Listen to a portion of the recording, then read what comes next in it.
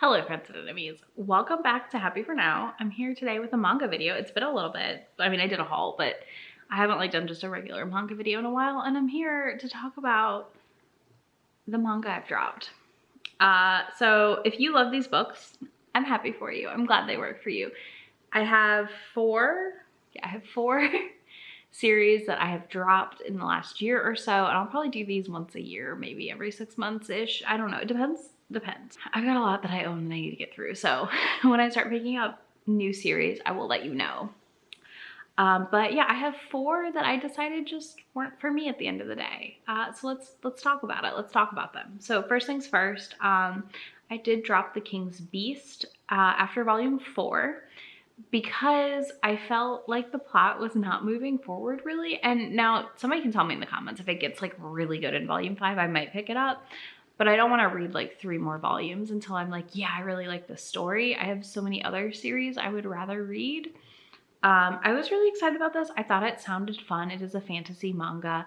It follows a girl who's avenging her brother's wrongful death and pretending to be a boy. And they have cat ears, and they're called Ajin or something, Ajin. And she's serving one of the kings in the areas broken up into the area. And the area is broken up into sections, and then they have kings of the sections, and he's one of the kings. And she's serving him and kind of doing some intrigue, and it was interesting, a really great premise, great setup, great that stuff. But every volume I read, I never felt like the story was moving forward. And I can do that for one volume if the next volume feels like plot progression, and I just never felt like there was much plot progression. So I have 4 volumes of that on my shelves, and I think I'm done. But I know a lot of people like the series. It really didn't work for me after about volume 4. Next we have Thigh High. I'm not going to try to say the rest of the title because I'm going to butcher it. But I bought volume 1 because that cover, it's goofy, it's wacky, it's weird. It's everything I want in my, hold on. So this, of course, was bought partially on a cover buy because it's goofy, it's wacky. It's kind of everything I want to an extent in my manga when I'm getting the weirder ones. And I read volume 1, really, really liked it. I read volume 2 and just was bored. Volume 1 had me gripped. I didn't want to put it down. I just wanted to get through it and giggle at this really goofy school setup. And basically it's, fighting gender norms because at this school all the boys wear skirts and panties and bras, and it just was really goofy and cute and fun.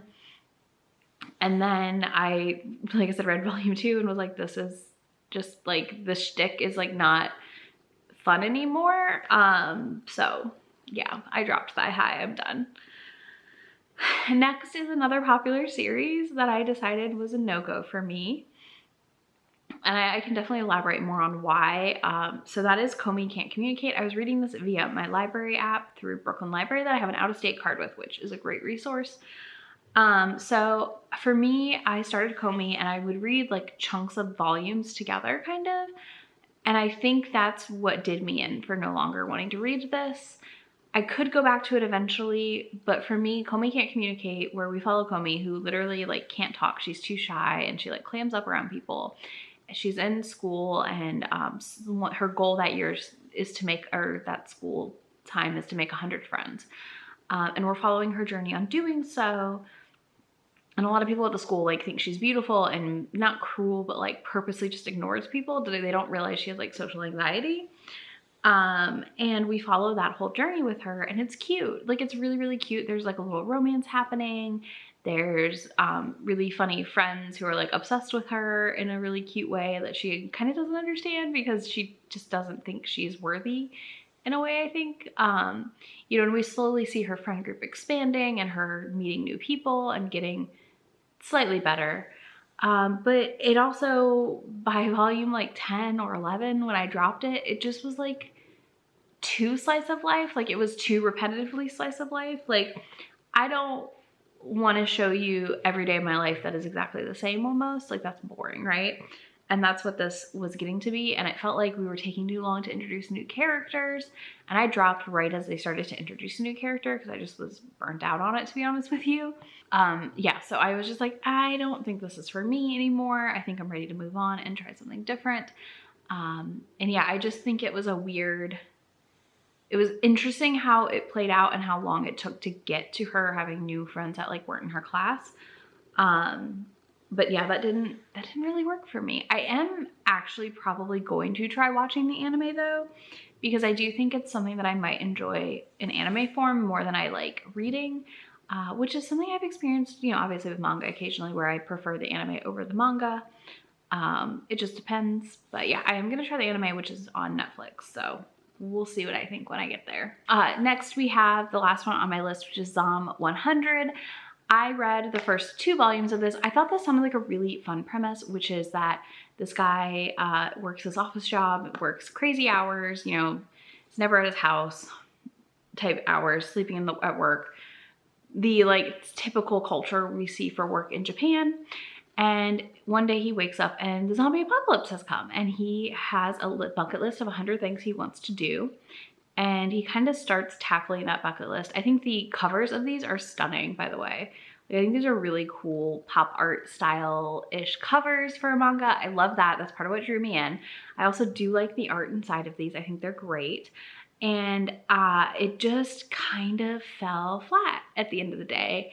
The more I read it in volume 2, it does have just some of that, I don't like calling it this, but that boy manga vibes to it.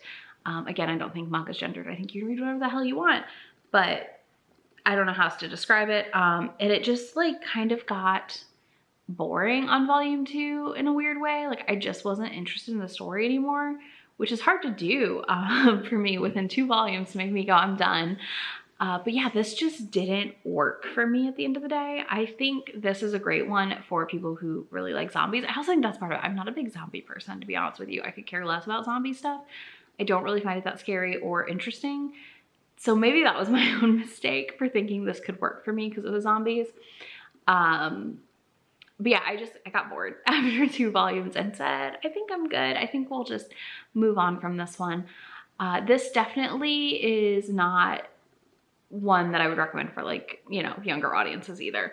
But yeah, I think this one, like I said, the art is great. I think the premise is interesting. It just isn't up my alley at the end of the day because, again, I'm not a huge zombie fan. So yeah, those are the last 4 manga series I've dropped in the last year. If you made it this far, leave me a thumbs down emoji. And if you don't want to do that, you can tell me what manga series you've dropped recently or picked up and loved that surprised you, because, you know, life's full of surprises. If you want to check any of these out, I will have links in my description box to these manga, as well as links to me, my friend, anywhere on the internet. And I will talk to y'all in just a few days. Bye. Already packing, come with me. I'm not really asking. We'll get away to a place where we don't know. About to see the world in action, what we can be. Life with no distractions.